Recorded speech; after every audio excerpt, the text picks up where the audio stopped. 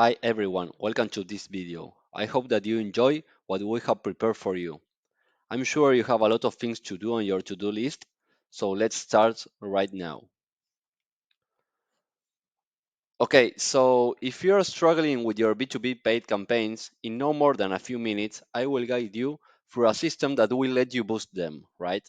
So don't worry, you are not alone. Trust me, I've been there too.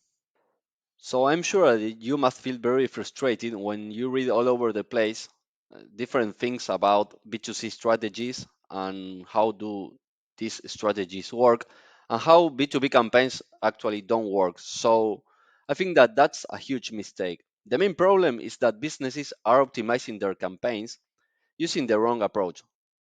Generally, your funnel might be similar to this one. You run ad campaigns in Meta and Google to drive leads to your landing page and get them to schedule a call with your sales team, right? So a percentage of those leads do show up for the call, let's say discover call done, and some of they qualify and you send them a proposal, right? And finally, a percentage of those agree to your proposal and you close them to one.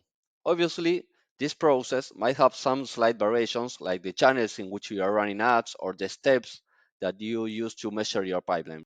But the main problem is that the ad networks don't know or don't take into account those lead status, okay?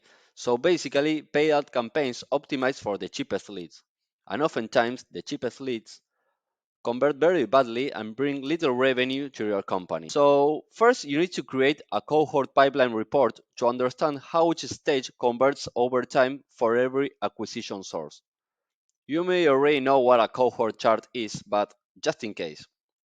Cohort analysis is an analytical technique that categorizes and divides data into groups with common characteristics prior to analysis, okay? So in this case, we are grouping leads according to their creation date. In other words, the date, month, or week, or whatever, in which they arrive to your CRM.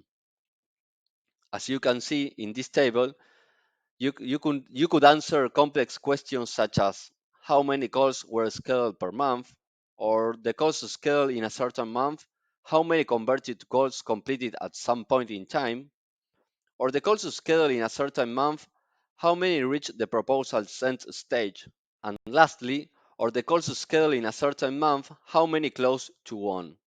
Basically, when an opportunity reaches a certain stage, how likely is to close. So I am sure that your sales pipeline is the heart and soul of your sales organization.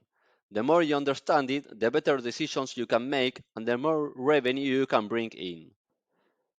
This requires more than just collecting data. You need reports that tell you what's happening within your pipeline and why it is happening. So the basic idea is that you have to get different conversions rate for each step in your pipeline, okay?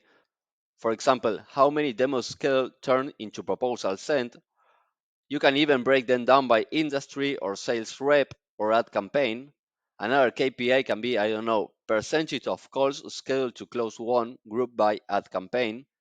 We will see another example in the next slide.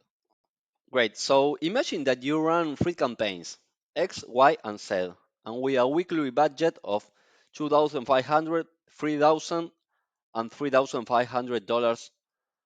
And after 1 week, you will see the following data.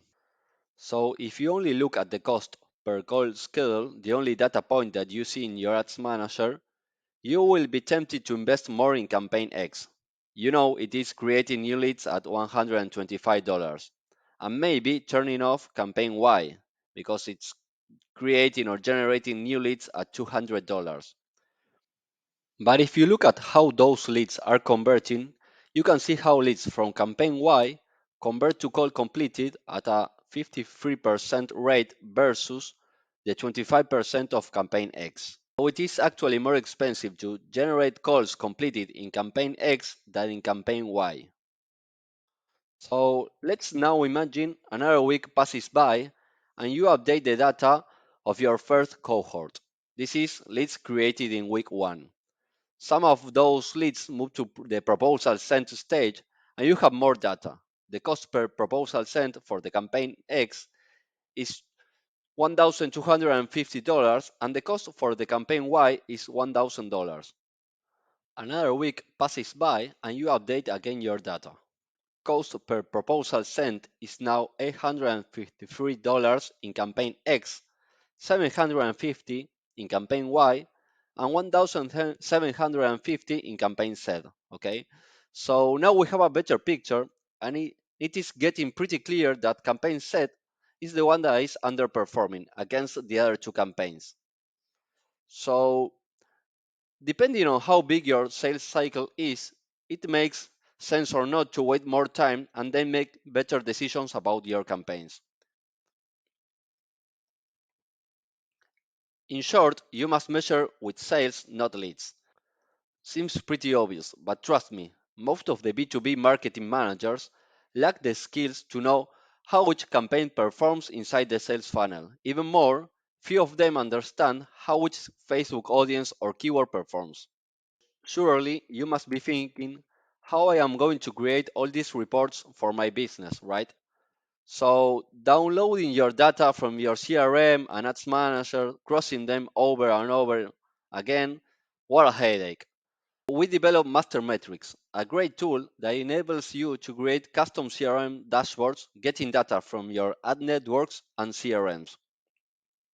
You will have your information updated in real time so that you just forget about Excel's typos, missing information, and long hours updating cohort just to make a 1 minute decision.